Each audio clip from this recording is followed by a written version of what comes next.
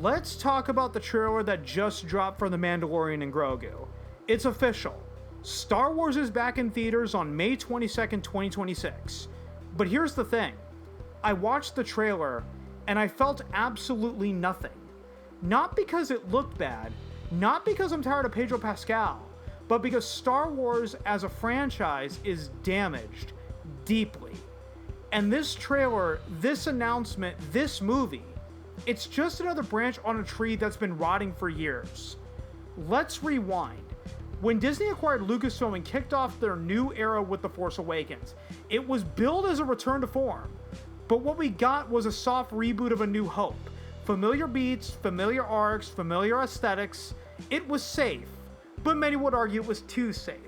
And while it made a ton of money, it didn't say anything new. Then came The Last Jedi. Rian Johnson wanted to subvert expectations, and to be fair, he did. But in doing so, he fractured the fan base. Some hailed it as bold, others saw it as a betrayal. Either way, it was divisive. And then The Rise of Skywalker tried to stitch it all back together with a Frankenstein script that tried to please everyone and ended up pleasing no one. That trilogy didn't just fail to stick the landing, it never even knew what it was trying to land. And since then, it's been chaos. We've had movie announcements like Patty Jenkins' Rogue Squadron, big fanfare, big promises, and then silence.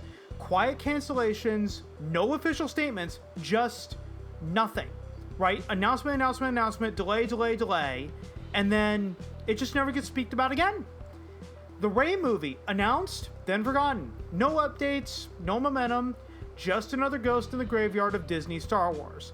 This pattern, announce, hype, disappear, has bred nothing but apathy. Fans don't get excited anymore, they get cynical, because the odds are whatever gets announced won't actually happen, and if it does, it'll be another slog through mediocrity. And speaking of mediocrity, let's talk about the shows. Disney Plus has become a dumping ground for Star Wars content. Some of it's decent, most of it's forgettable, and some of it's just plain bad. Take Skeleton Crew. Critically, it was celebrated. Strong reviews, solid audience scores. It had the kind of storytelling that felt like something George Lucas himself might have made if he returned to the franchise. Adventurous, character-driven, and unafraid to be weird. It was a rare moment where the creative risks actually paid off. But here's the kicker. Nobody watched Skeleton Crew. Its premiere episodes pulled in lower ratings than The Acolyte, which was widely regarded as one of the worst Star Wars shows. So even when they get it right, it doesn't matter, because the audience is checked out. And this isn't the first time we've seen this pattern. Great Star Wars ignored by the audience. Let's go back to Andor. When Season 1 premiered in 2022, Tony Gilroy, the showrunner, admitted he was expecting to be chasing the critics. He thought the show would be too slow, too grounded, too un-Star Wars for them. But the opposite happened. Critics embraced it. They praised its writing, its tone, its maturity. It was hailed as prestige television, a Star Wars show for grown-ups. But the audience? They didn't show up. IndieWire ran a piece at the time that nailed the problem. They said Andor wasn't suffering because of its quality. It was suffering because of bad branding. Because Star Wars as a brand had become synonymous with disappointment, with inconsistency, with noise. And Andor, despite being one of the best things Disney had put out, was buried under that reputation.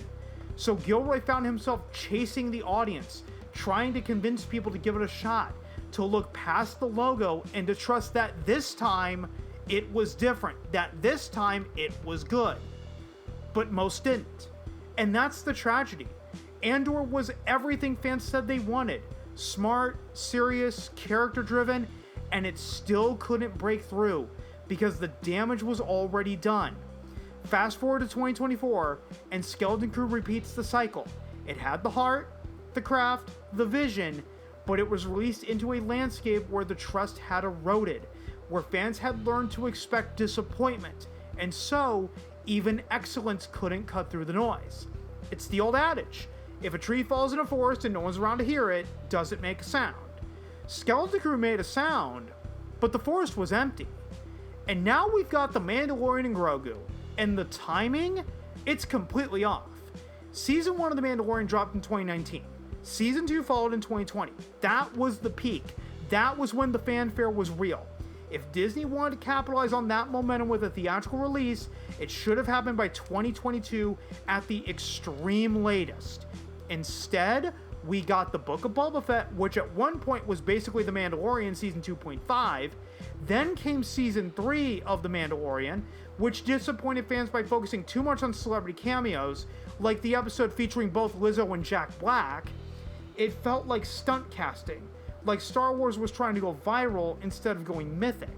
And now, 5 years after the peak of Mandalorian hype, they're releasing a movie in theaters based on a Disney Plus show.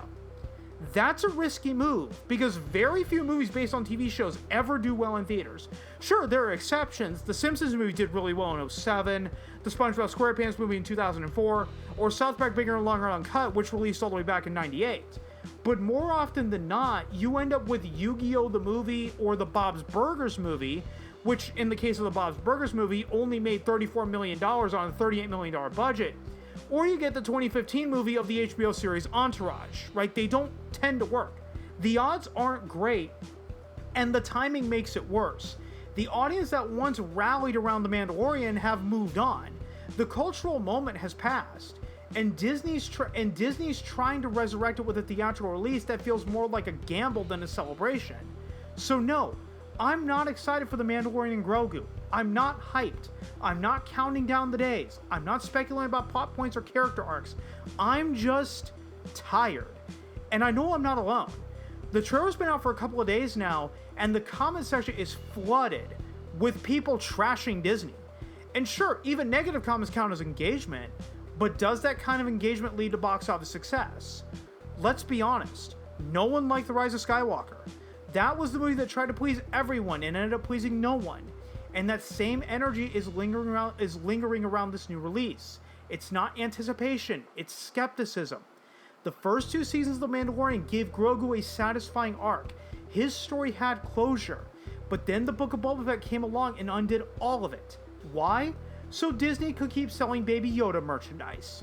It wasn't about story, it was about money. And here's the thing. I don't think this movie was doomed from the start. I actually believe there could have been real demand for The Mandalorian and Grogu if Disney had handled Grogu's story with care. If The Mandalorian had concluded after 2 seasons, 16 episodes total, with Grogu's arc ending on a satisfying note, this movie could have been treated like the Naruto movies or the Yu-Gi-Oh! Movies. Not canon heavy, not burned by continuity, just a fun, standalone adventure with beloved characters. Something that says, hey, remember these two? Let's go on one more ride. But that would have required foresight. It would have required restraint. It would have required Disney to resist the urge to undo Grogu's story in the Book of Boba Fett just to keep selling Baby Yoda merchandise. And let's be honest, they still could have sold the merch. Grogu didn't need to be active in the franchise to move product. Look at the original trilogy characters. How many toys of Luke, Leia, and Vader sold throughout the 90s and 2000s, even when Star Wars had moved on to the prequels? Nostalgia sells. Legacy sells. You don't need to keep the character on screen to keep them in the cultural bloodstream. Disney didn't trust the story. They didn't trust the audience. They trusted the algorithm, and that's how we ended up here. What followed was a flood. Obi-Wan Kenobi, Ahsoka, The Acolyte, The Bad Batch, and more, all rolled out in rapid succession, most landing somewhere between forgettable and outright embarrassing. The pace was relentless, but the quality couldn't keep up. Sure, there were bright spots. Andor and Skeleton Crew stood out, but Skeleton Crew was buried, and Andor, it had to claw its way into relevance. It didn't break through on merit alone. It had to fight against the brand's reputation just to be noticed. And that's the part Disney refuses to confront. Engagement isn't trust. Comments aren't loyalty. And hype, especially the kind engineered for clicks, doesn't sell tickets. Star Wars used to be mythic. Now it's just noise. Until Disney stops treating it like a content treadmill and starts honoring it as a legacy, no trailer, no matter how polished, can fix what's broken.